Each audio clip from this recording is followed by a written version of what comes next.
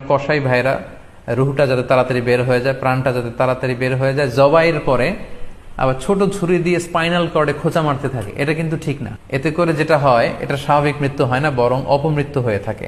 হিন্দুদের মন্দিরের সামনে কুরবানির গরু জবাই করে, এটা ঠিক না। কারণ আমরা জানি যে ওরা এই গরুর পূজা করে থাকে। সো আমরা এমন কিছু করব না যেটা ওদেরকে খুব বেশি কষ্ট দিবে। আমরা যেন নিজ দায়িত্বে এই কুরবানির করার স্থান এবং বর্জ্য যেন পরিষ্কার করি। কারণ আত্মহুরু শাত্রুল ইমান, পরিষ্কার পরিচ্ছন্নতা এটা হচ্ছে ইমানের অঙ্গ। সিটি কর্পোরেশনের ভাইয়েরা সরকারি তত্ত্বাবধানে সারা বাংলাদেশের এই সব বর্জ্য আসলে পরিষ্কার করা সম্ভব না। তো সেক্ষেত্রে আমাদেরকে দায়িত্বশীল হতে হবে।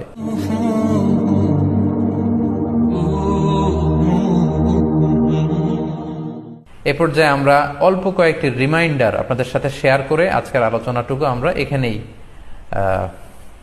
জবনিকা টানবো, এখানে আমরা আলোচনাটি শেষ করবো ইনশাআল্লাহ।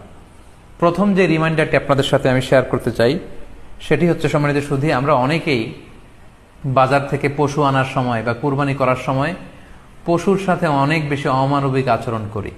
এতে করে কিন্তু আপনার কুরবানিটা, পুরো কুরবানির প্রক্রিয়াটাই প্রশ্নবিদ্ধ হয়ে যেতে পারে।